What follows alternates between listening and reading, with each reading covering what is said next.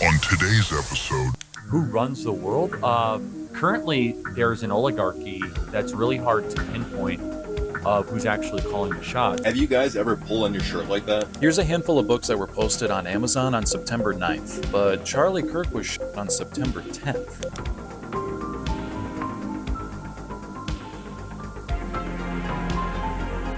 People refusing to investigate, people looking the other way, people just accepting what the government says, saying, well, the government's spoken. Well, the government spoke on 9/11. The government spoke on JFK. The government spoke on RFK. The government spoke on Martin Luther King. All of those aren't what we were told. You don't need a formal conspiracy when interests align. Think of why the government would want to kill Charlie Kirk. That didn't make sense to me. He'd been a huge friend of the president, rightly or wrongly credited with getting the president reelected. He was friends with the president's son. He was, business partners with the president's son. And so in my mind, I'm thinking, okay, if this is a government operation, it has to be rogue. It has to be something that is operating below the office of the president, but at a high enough level that you could actually pull this off. You're not going to get like a bunch of E5s out there like, let's kill Charlie Kirk, right. And run and do something. So, that's sort of where my mind was this was probably a domestic military operation, but below the office of the president. Did you have a motive in mind, or like a reason they would want Charlie Kirk gone? The Iran war. That was why. Yeah. I mean, that's the only thing I could think of. He was pretty adamant, and a lot of the clips were starting to get replayed. The clip from the PBD podcast back in 2023. I remember that when it came out. Yeah, that was pretty devastating. Yeah, I personally think, he made a deal with the devil. He took Zionist money, and when you do that, you toe the line. And he wasn't. And he was influential enough to be a problem and a real obstacle in terms of his ability to galvanize the masses around particular causes, candidates, etc. And that's a powerful tool if you're able to do that. And that's why groups like Zionists want to get in bed with people like that. It's because it's a powerful ability to be able to do that. And so once you take that money, which it seems to be the case that they were funding Charlie and TPUSA, and once you've taken that, there's really no going back. Which was then driven to Utah Valley University, where it blew up on Charlie and where it pushed a shape charge into Charlie and where he was killed. And there's all kinds of corroborating circumstantial evidence to point to the perfect procurement pipeline of a weapon like that. And then with the timeline and the people who would have to be involved with that being Google image searched on Fort Huachuca, and then we come out with that, and then that data is deleted. And then Andrew Wilson wants to say, well, you can't replicate that because it's been deleted. As if that's an argument, you're substantiating my point. My point is, yeah, these people are deleting data in real time. Somebody at Turning Point, somebody in the military industrial complex, the Trump administration, somebody in the government, somebody in the intel community has the sway to make all of that just go away. And people are just hand waving that off as conspiracy theory. So all the way down to the driver, Justin Davis, of the SUV that allegedly brought Charlie Kirk's lifeless body to Timpanogos Regional Hospital where nobody saw him. None of the public saw him. Yeah, I tend to think that this is more and more likely the more I hear about it. I don't know enough to really postulate what I think went on. The only thing I'm really confident about is that the mainstream narrative doesn't seem to be accurate. So whether or not it was the mic or something else, I'm not entirely sure. This guy has some really interesting evidence, though. I saw him on the Jimmy Dore show this morning. And the stuff about Fort Huachuca, people looking up certain names, certainly some really interesting circumstantial evidence. Case was crazy because he was an unknown guy, and it showed like I saw your intro on that, I think 2 nights ago on the live, but like, as an unknown guy, I remember that case very well, to where he was rotting away in prison for a long time, and then literally just because that one lady, I forget her name, but decided to do that podcast series and like bring it in a conversational way to people, it ended up changing the outcome of the case, which is pretty crazy to see the power that had early days of podcasting. Yeah, her name's Sarah Koenig. It was the Serial podcast, and she deserves an award. I mean, she changed that, not just that one kid's life, but she changed the power structure when it comes to podcasting, because all of a sudden average people on the street said, you know what? I've got a computer. I've got spare time. This case doesn't look right. So maybe I should open my computer and start looking at property records and looking at maps and looking at timelines. And, you know, that's the last thing you want if you've covered up a crime successfully. The last thing you want is hundreds of thousands of people opening up browsers every day and going, what can I find today? Yeah. Do you think it's because the context you were bringing it up obviously was related to like all the shit people get for looking into the Charlie Kirk thing, but do you think it's also crazy that, you know, a guy is killed extremely publicly who also happened to be well known, that people just seemingly don't want to they want to close their eyes and be like, you know what, he's dead, that was horrible, let's move on, when in reality there could be something way deeper to it? If you're asking me, do I think there's an incentive for the average person to look away? I think there's a huge incentive for the average person to look away. The consequences of Charlie Kirk being killed, well, it's a binary decision. It's a binary choice. You have two choices in this case. You can have Tyler Robinson alone, and if it's not Tyler Robinson alone, it is one of the largest conspiracies to murder someone in the history of the world. It is a multinational conspiracy. It is a multi-organizational conspiracy, and it goes to the very top of every organization. It's not a situation where you can say, well, maybe TPUSA got together and decided to kill Charlie Kirk. Well, TPUSA can't get the crime scene covered up. TPUSA can't get the Utah County Sheriff's Office and the Washington County Sheriff's Office to commit to a story about when Tyler Robinson turned himself in. TPUSA can't get the FBI to show edited footage in a certain way to make it look like Tyler Robinson did it. TPUSA can't get Tyler Robinson impersonators walking all over campus in maroon shirts. So it's not a situation where any one organization could pull it off. This is a massive organizational effort, a massive multi-organizational effort, or it's Tyler Robinson. And so I think a lot of people look at that and say, ugh, I don't want to understand the consequences of that. I don't like the consequences of that. So therefore, I'll just accept Tyler Robinson did it and I'll move on with life. Do you think there's a possibility that he did do it? It was just him? Yeah. You think that's possible? I'm open to the fact that Tyler did it. Probably more than other people covering it. I don't think it's likely.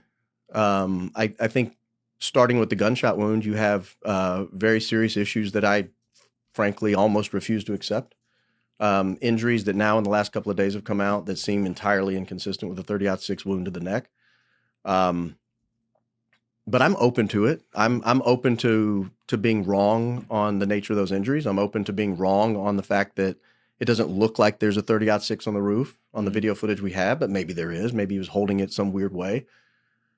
What I'm not open to is people refusing to investigate, people looking the other way, people just accepting what the government says, saying, well, the government's spoken. Well, the government spoke on 9/11. The government spoke on JFK. Right. The government spoke on RFK. The government spoke on Martin Luther King. All of those aren't what we were told. And so don't tell me just to accept the government's narrative. If you have a reason to accept Tyler did it, that's fine. So let's examine those reasons. And then they start throwing out reasons. Oh, there's DNA. Oh, there's this, there's that. Okay, well, I have a problem with each of those issues. And we could take them, I'm sure we'll talk about them. We're going to do it. Yeah, I figured we would. It's just a little preview right now. Yeah. But if you're going to tell me, oh, these are the reasons, here are the 5 stock answer reasons that I believe Tyler Robinson did it, and then I have a question on each one of those reasons, and you say, okay, we're done talking about it, go away, you're evil. That's crazy. That's nuts. It's crazy. There's a lot there I want to comment, and I want to try and make sure I don't forget. One, I think the point he made about this being a multi-organizational operation, if it is in fact a conspiracy, it would be a multi-organizational operation. I agree with. However, I disagree with this point that this is the first time or the biggest time in American history. It would be JFK. JFK likely also was something similar to what we've seen with Charlie Kirk, in that it was a multi-organizational operation, I believe. I think you have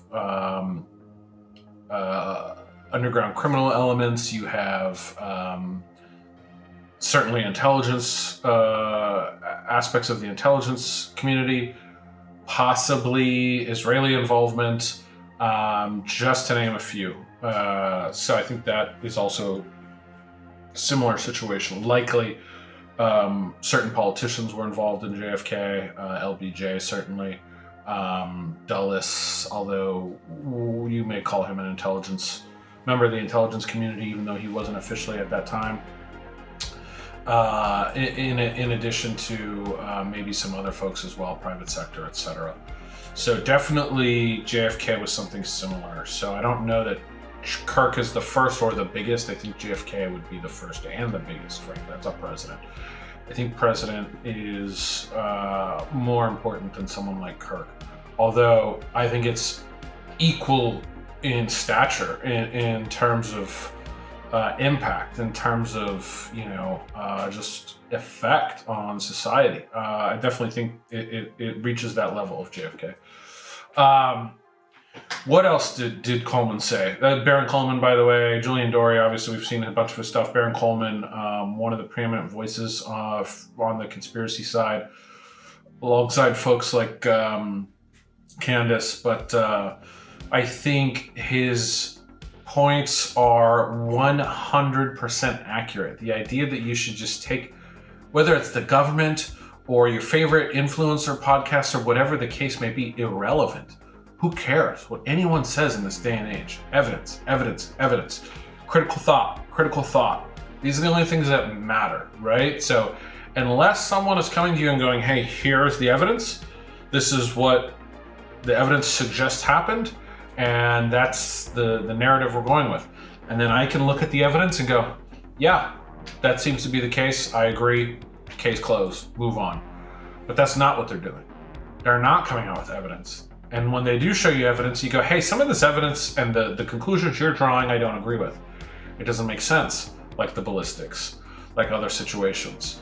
And then you get the playbook, which you see time and time again across events, which is let's shut down the talking points. Let's shut down the discourse.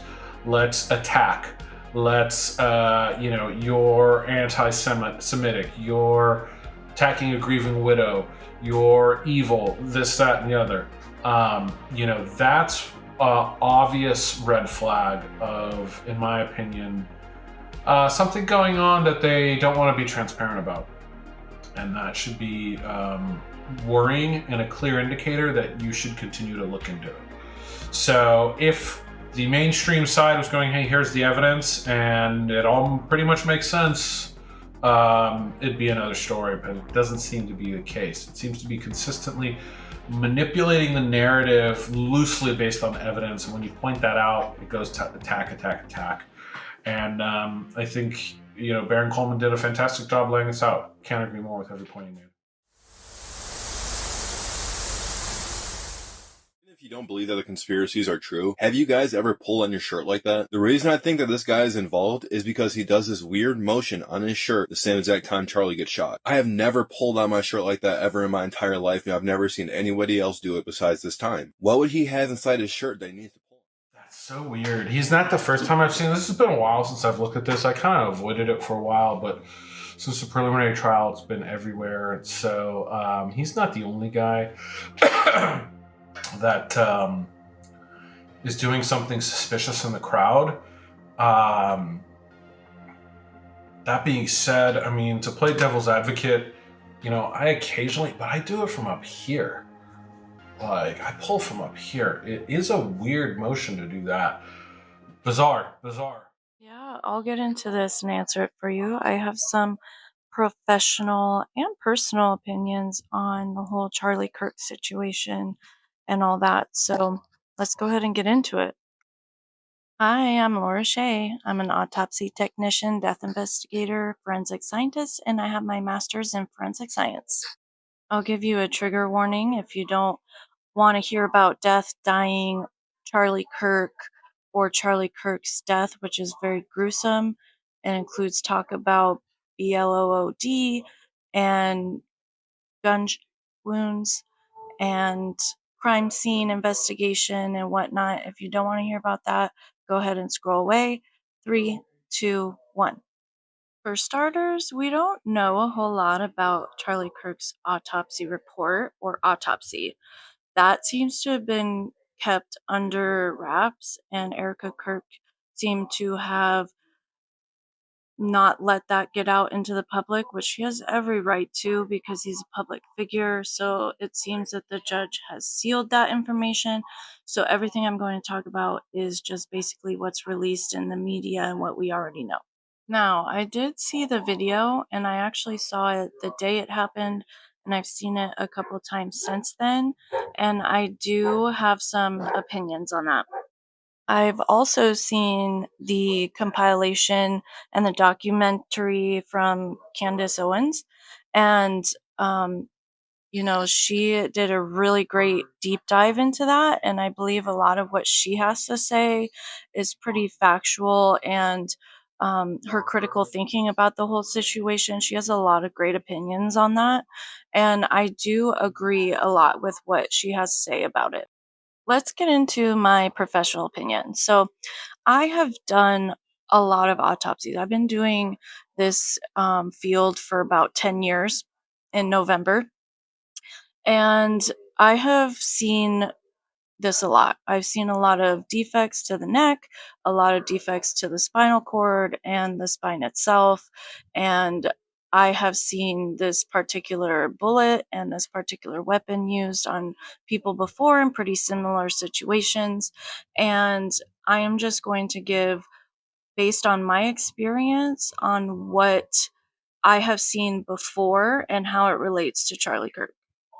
I have also seen the side profile of the video with the bullet entering his neck and the expansion of the energy and the force and how it is channeling through his body and how the energy is going through his body.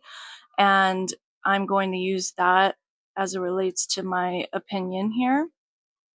And so let's get into it. The bullet enters the left side of his neck, and it's pretty straight if I remember correctly. But it goes in like left to right. And so when it enters here, it's going left to right, and then it's stopping in his vertebrae. So it goes through the neck tissues, through the arteries and veins, and then through the spinal cord, well, through the C spine, and then through the spinal cord. So the C spine anteriorly, and then it's lodged posteriorly in the C spine. I know there's a lot of controversy on whether or not it could have lodged in his C spine there, but in my opinion, I have seen this before, and it does happen, and it happens fairly commonly. And so it's not out of the ordinary for me to believe that it would have lodged in his spine. So before I continue on to the rest of that, just speaking about the bullet and it lodging in its spine and bullet defects for entrance and exit. So when a bullet enters, the entrance is smaller than the exit. So the exit is going to be bigger. In this case, it did not exit. It lodged in his C spine, which we're going to assume for the rest of my professional opinion. And so the when it enters that force, the bullet track, so the force around the bullet is bigger than the bullet itself, and so that's why it kind of looks like an explosion, because that's the force of behind the bullet. And so when you look at a wound track, I'll actually pull one up for you guys. Let me get one. Okay, I've got a picture for you guys. You could see the wound track of the bullet here. So over here is where it enters, and you see this big bubble. That's going to be the highest force and velocity. And so that's going to be the highest injury in the body as well. And so that's kind of where you see the blowback of his shirt and microphone and his head. And then it starts to slow down. And then let's say on this side is where the bullet is lodged into the spine. And so the bullet's slowing down, making it more likely that it can lodge into the spine because that bullet has slowed to a point that it no longer has a velocity to exit. Now, let me explain that your spine is the strongest structure in our body. It's made to not move at all. It's made to protect our spinal cord. It's made to hold up our skeleton. And we put a lot of strain on it every day. So it's made to be very, very strong. And so when something like a bullet enters that bone, then it's going to slow it tremendously. So it does that upon entering the anterior spine, and then the posterior spine slows it even more. And so that's how it's possible to lodge in there. Since we went over the bullet wound track and how the expansion of the energy gets larger and then slows down, making it easily more able to lodge into the spine. So when it enters, that energy is higher. And so that's kind of why it looks like it blows his shirt like this. And also you can kind of see like how his head is lifted up, and at that moment his arms go like this, and that's a response to a brain injury. And so that's likely because upon that entrance and that expansion, it looks like it pulls his head up and would likely internally decapitate him. So his brainstem was likely severed upon that moment. And because that force is so high upon the entrance here, it also seems to like blow the microphone away. It's I don't believe it's because of any explosion internally in the microphone. I believe it's due to that force that kind of lifts his head and separates his brainstem, and then also like blows his shirt up, which in turn then blows the microphone away. So that is due to the force of the bullet, I believe. Now, another thing that I see in the video is that leads me to believe that that bullet is definitely lodged in his spine is the fact that right after that happens and it enters, you can see that the BLOD starts pouring out the front. I don't see any blood coming out the back, none. And I believe if it did go all the way through, there would definitely be a blowback behind him, and blood would immediately start pumping out of the back of his neck, which doesn't happen in the video. So the blood immediately starts pouring out of his neck, and then he falls to the left side. From what else we know, he was immediately taken to the hospital and immediately taken into surgery. And they did this because they tried everything in order to save him because he's a high profile public figure. But I knew immediately upon seeing that video because I watched it minutes after it happened. My sister called me and she showed me through FaceTime. And because of my experience, I saw that video and I immediately knew that it was instant death, that he was dead on arrival. But because of his status, they immediately took him into surgery. And so, due to that surgery, this is what we know. Okay, this is gonna have to be a series. So go ahead and look out for part 2, and I'll get into the details from the surgery and continue on from there. So look out for that. Man, was that really interesting. A few things to say here. One, this woman's name is Laura Shea. TikTok is called That Autopsy Chick. I've never heard of this person before. So one thing you have to assume right off the bat is whether or not her credentials are legitimate. We don't know if her credentials are what they say they are. I mean, we're taking this person at face value, so I mean, I'm sure we could go do some research, but I don't know how valuable that is. It's just one person's opinion. That being said, I think she did a phenomenal job, and I have no reason to not believe her.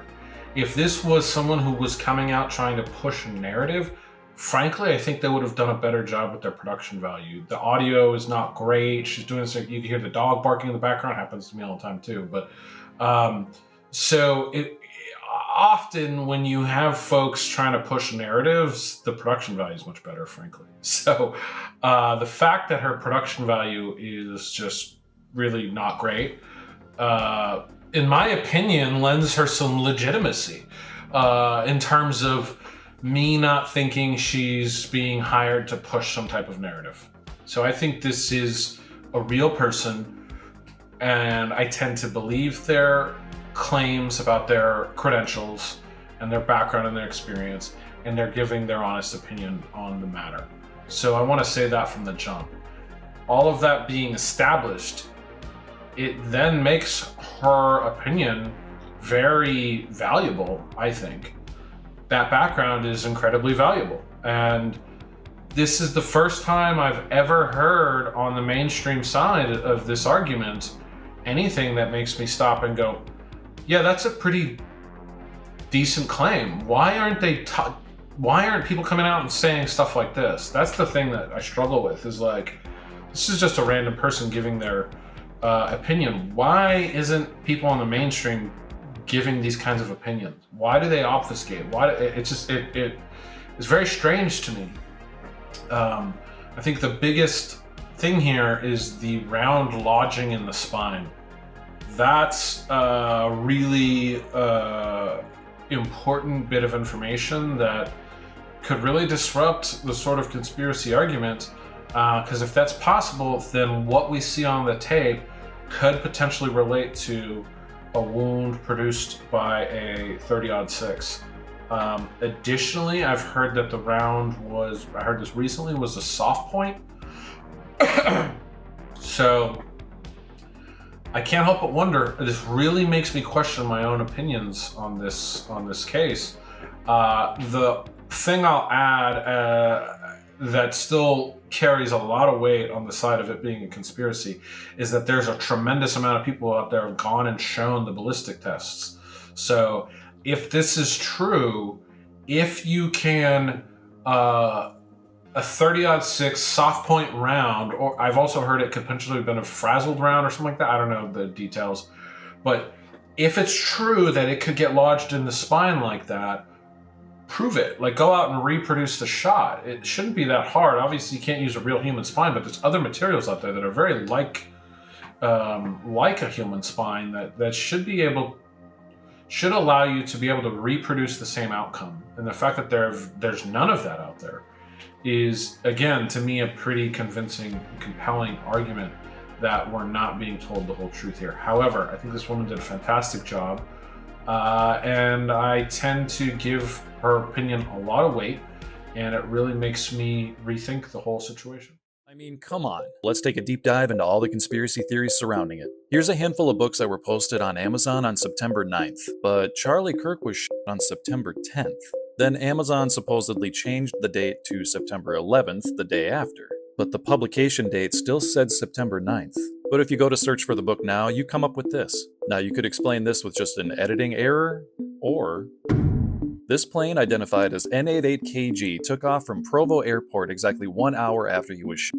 And that airport is only a 13-minute drive from the campus location. This plane apparently turned its radar off only a half hour into the flight. And as you can see, there is only one flight recorded for this aircraft. So there's a 45-minute window in which this flight is completely unaccounted for. And when you try and access more information on it, you get this. So I went on the flight radar myself, and this is what I found. Now wait for the time to hit the 7:48 mark. What was that jump? There's an apparent 35-minute gap in the flight time. So what was the next destination after this? There's more to get into, so stay tuned. A lot of really weird stuff with the planes going on that day, and the books, that's the first time I've heard of it, but it wouldn't surprise me, and I think it adds credence to the question I brought up in the last clip. Excuse me, which is, why isn't the mainstream coming out and providing just basic logical arguments like that autopsy woman did? Why haven't we heard an autopsy specialist supporting the mainstream narrative come out and just give a basic claim like that? Why is it always attack, you're a racist, you're evil, all the nonsense, right? Like, why is it always narrative manipulation? Why is it always, I have special access, I know people, I saw the evidence, trust me? Like, why is it that? Why is it never that, just show me the evidence and you decide? And the answer to that might be because they want you to think it's, this might be the 4D chess, right? Like, that maybe they want you to think it's a conspiracy, because then it creates a lot of clicks and it creates a lot of opportunity to sell books and generate podcasts and viewership and ad revenue, and it makes me wonder. It really makes that book thing is wild, and it really makes me wonder if they want a conspiracy to really come out of this so that they can profit off of it, on top of getting what they wanted to get out of it originally, the primary objective, which is, eliminate dissenting voice. It's an interesting thought.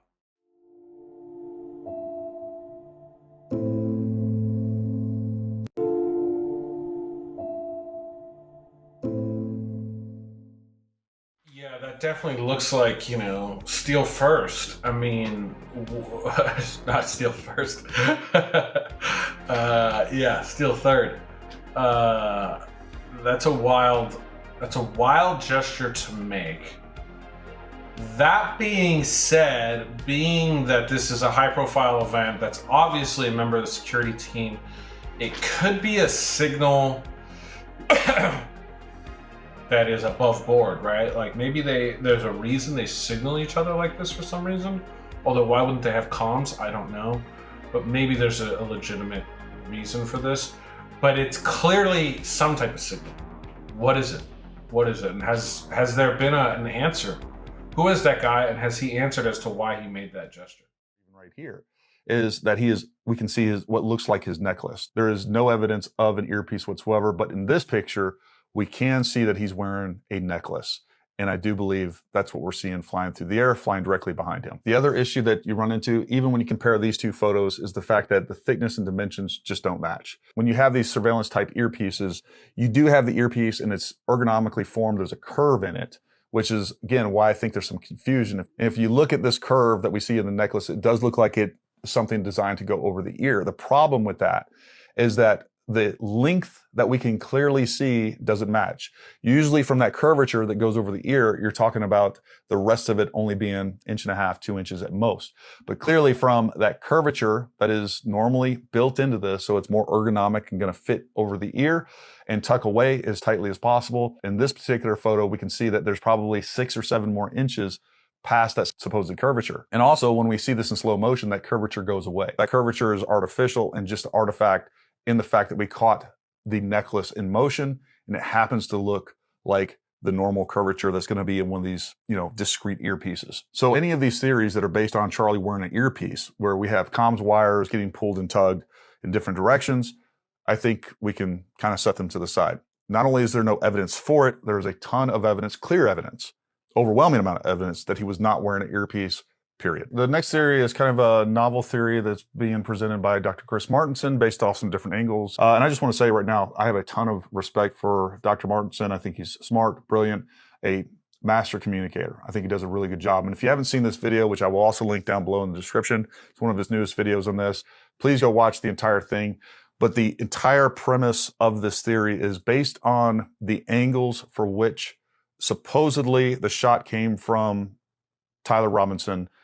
Basically, it doesn't line up with what actually happened to Charlie Kirk. And what I mean by that is you can see on this graphic that he provides right here. Basically, he's saying that angle would not align with the narrative of he was hit in the spine. So if we look right here, essentially he's saying, hey, there was about a 10-degree angle horizontally. So unfortunately, that clip ends early and we don't get to see the full analysis of that second piece of evidence he was looking at, or argument rather. So that's unfortunate, but I think I really like what this guy's doing. Again, I think he's against the conspiracy side, so I think he seems, I don't know, I've never seen this gentleman before, but it seems to be that he's maybe debunking arguments for conspiracy, which is fine. I think he did a fantastic job. This has been my biggest complaint. Show me evidence, right? Show me evidence. Give me your credentials. Why are you an expert, or that we should listen to? Like, what experience do you have? Why is your opinion of any value on this topic? This gentleman appears to be probably ex-military, some type of law enforcement, something like that, just based on his look. his build, his attire, and what he had in the background. So again, without knowing his background, we can make some assumptions based on those factors, and that would lend some credence to him having some level of expertise on some of these subjects above and beyond the average person, which makes his analysis of some of these arguments and some of these pieces of evidence worthwhile and should be listened to. And I agree 100% with what he said in the initial argument about the comms piece. I agree. That does not look like a comms piece to me. That looks 100% like the necklace. You can see clear as day in the clip, in the beginning of the clip, before the shot happens, he has a necklace on under the shirt, and there is no telltale wire going over the ear. So I agree 100% that doesn't appear to be, he doesn't appear to be wearing an over-the-ear comm piece.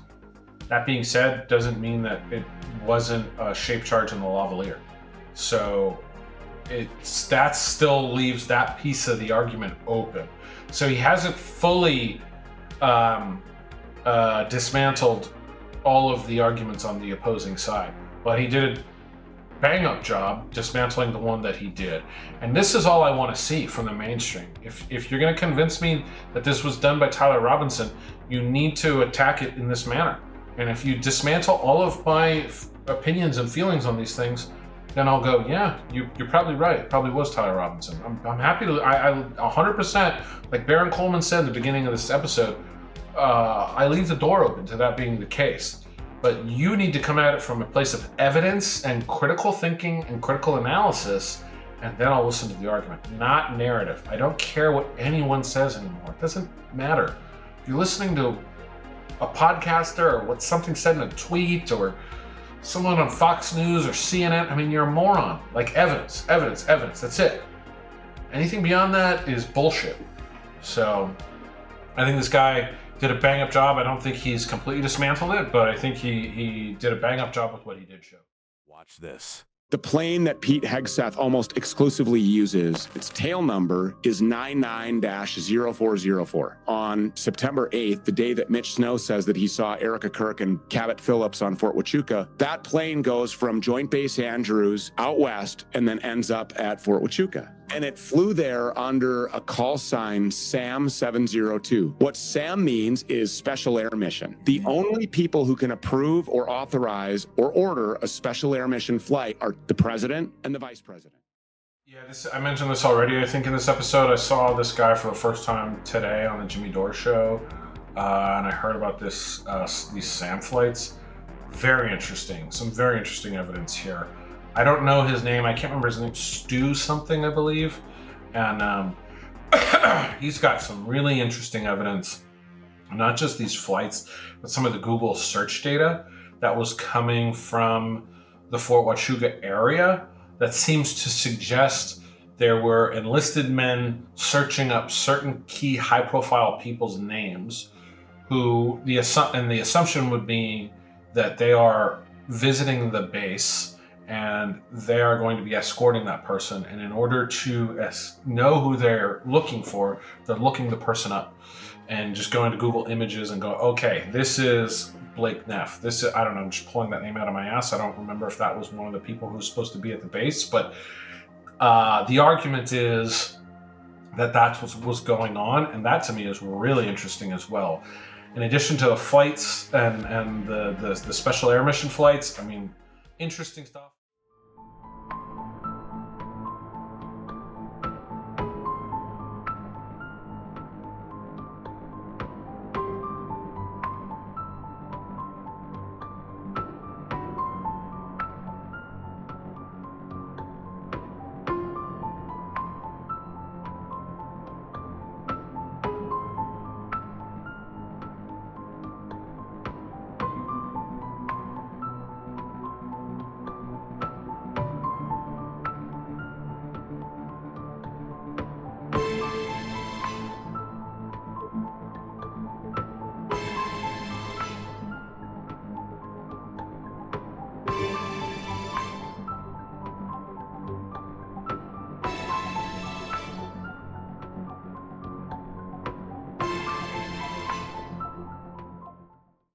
don't think that's a disappearing shadow. There's plenty of explanation for that. He seems, if you look to the left of where his shadow disappears, there's another shadow of a building. So it's possible that there's a tall building on that side of him. So as he's running along, that cut off the angle of the sun and could have made the shadow disappear for a brief second, because the shadow comes back right after that. So this is a silly argument. That clip got dropped recently though by Candace. Super interesting footage. The thing to me that is the most interesting is the crawl. He does a crawl that I've never seen before in my life, and it's clearly what they call, I think, a lateral crawl that people in the military get trained on. So it's a clear military movement that is not the type of crawl the average person would know. So that to me is highly suggestive. Who runs the world? Well, the scriptures say that Satan actually runs the world. He is the prince of this world. But currently, there's an oligarchy that's really hard to pinpoint of who's actually calling the shots. And that's really what's happening in this election, is that the presidency is no more. It's really kind of a shadow government of administrative experts that call the shots, that the president is basically just a Hollywood actor or actress that goes around, posts for pictures, produce speeches. They don't actually make any decisions. And so the form and the structure of government, as the founding fathers intended, is no more. That's so interesting. I didn't know he was saying that kind of stuff. I had no idea. That's so interesting to hear him say that. It just makes you wonder, is that why? Is that why? No better way to end it than with the man himself talking about something that I fully believe. I fully believe there's some version of that going on, and I couldn't agree more. I think he said it very well. And, you know, this is frankly a morbid topic to discuss, especially with it happening so recently. You know, I don't ever want to... The primary purpose of this channel is entertainment, first and foremost. So to the extent that I sometimes talk about a bigger project or some greater calling in terms of how we should talk about things or how we should look at that's always secondary. The reality is this is just a silly YouTube channel, and I'm just some goofy guy talking to his camera in his garage, putting it on the internet. So to think that we're going to have any sort of greater impact beyond, you know, some minor entertainment value, I think is hubris in the highest order.